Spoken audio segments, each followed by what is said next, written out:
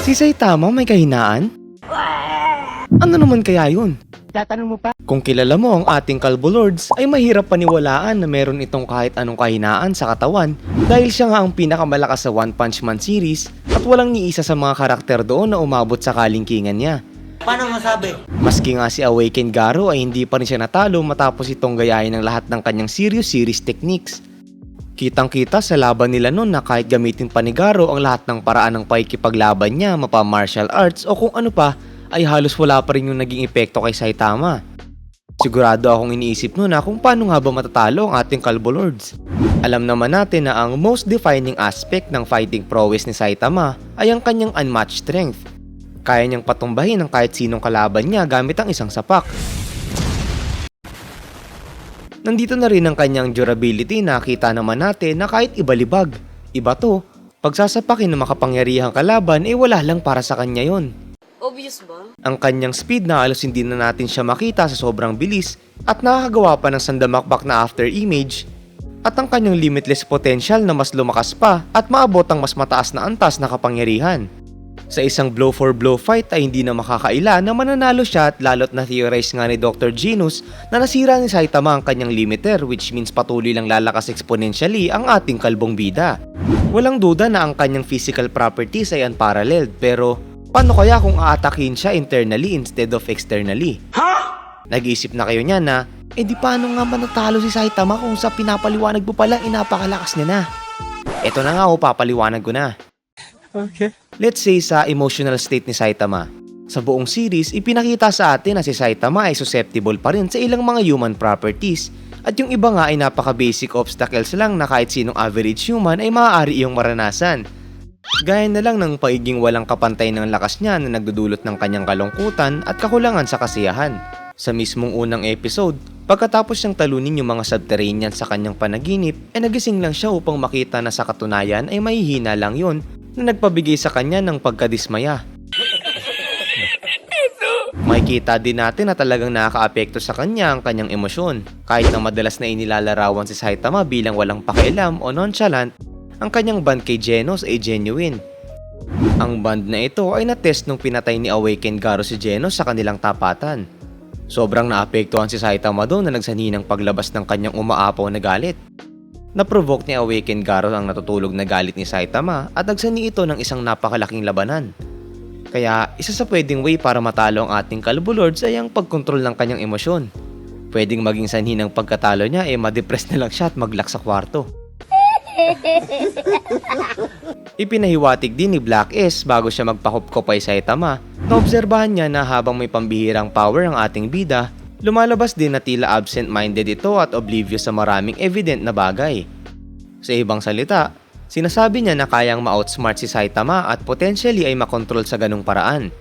Kagaya na lang ng sa Monster Association arc kung saan sa halip na sumali siya sa malaking labanan sa itaas ng lupa, ay abala itong si Saitama underground kasama si Flashy Flash sa paghahanap ng paraan para makatakas doon.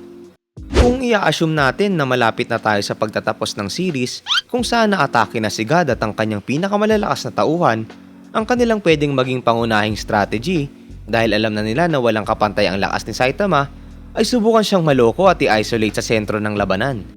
Di ayun yung oras na wawasakin ni God yung mundo habang busy si Saitama sa kung saan man siya nila dinala. Ito pa yung isa. Na-mention ko naman na yung labanan niya at ni Garo na mas naging intensyon matapos patay ni Garo si Genos. Nawala ng humanity si Saitama noon at wala na siyang pake sa kahit ano at patuloy siyang nagpalabas ng mga makapangyarihang atake na pwedeng maka-obliterate sa mundo. Ang pwedeng maging strategy ng mga kalaban niya doon ay maaaring galitin ng todo si Saitama sa pamamagitan ng pag-target kay Genos o sa pag-asar sa kanya ng kalbo. Octopus, boiled egg, light bulb, avocado, plain face. Alam naman natin na naiirita at napipikon si Saitama kapag binimension ang makinang-kinang na bolang kristal niya sa ulo. You're the one who's bald. What did you say? Yung fallout ng napakalaking power na yun ay pwedeng maging catastrophic na magpapawasak sa lahat ng madaanan nun. Isipin natin to. Yung grupo ni God ay nagawang magaya yung ginawa ni Garo sa pamamagitan ng pagpatay kay Geno sa harapan mismo ni Saitama. Dahil sa pangyayaring yun ay maghahanda si Saitama na magpalabas ng napakalakas na sapak sa kanyang mga kalaban at wala si Blast doon para i-teleport sila malayo sa Earth. Yung impact ng sapak ni Saitama ay pwedeng mawasak yung planet Lalo na't kung itututok yun ni Saitama earthward rather than skyward ng kagaya ng ginawa niya kay Boros. Kayang-kaya niya yung gawin dahil alam nga natin na sa isang bahing lang ay nasira niya yung Jupiter eh. Given sa medyo pagiging single-minded ni Saitama, yung prospect na pagmaneuver sa kanya or malure sa isang self-defeating act ay mukhang posible. At ang panghuling sa tingin ko na pwedeng makatalo kay Saitama ay yung inability niya na pumatay ng maliliit na mga bagay. Nakita natin to sa mosquito distraction scene niya habang nasa balcony ng bahay niya.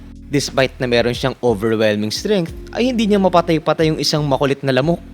Kapag nalaman ng kalaban niya ang kanyang weakness sa mga lamok, pwedeng magpalabas yung mga yun ng swarm of genetically modified na lamok na attracted specifically sa unique scent ni Saitama.